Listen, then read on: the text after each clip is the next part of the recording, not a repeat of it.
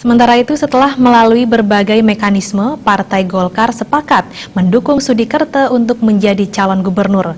Terkait calon wakil gubernur, Golkar tidak menutup kemungkinan untuk berkoalisi dengan partai lain.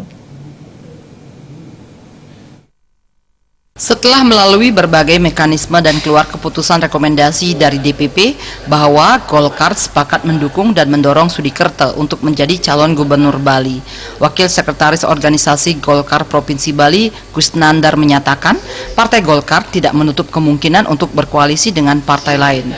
Untuk calon wakil gubernur, pihaknya masih menunggu proses yang sedang berjalan atas acuan pada salah satu poin rekomendasi ketika keluarnya rekomendasi. Poin tersebut yakni Partai Golkar membuka kemungkinan untuk berkoalisi dengan partai politik lainnya.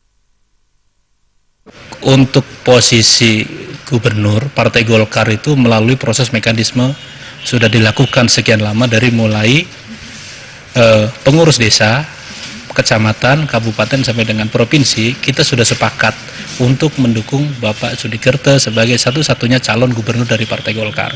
Dan ini juga diperkuat dengan keputusan DPP dengan mengeluarkan rekomendasi DPP Partai Golkar yang waktu itu diacarakan di Renon. Diputuskan bahwa Golkar memutuskan Bapak Sudikerte untuk menjadi gubernur Provinsi Bali pada Pilkada serentak 2018. Artinya Golkar sudah final mendukung Pak Sudikerte, dan ini diperkuat dengan keputusan DPP. Salah satu poin untuk mengenai wakil, salah satu poin yang diputuskan dalam rekomendasi DPP adalah membangun koalisi dengan partai politik lainnya. Nah, dalam membangun koalisi, di situ ada kesepakatan-kesepakatan, salah satunya menentukan wakil gubernur dan sebagainya, dan proses itu sedang berjalan.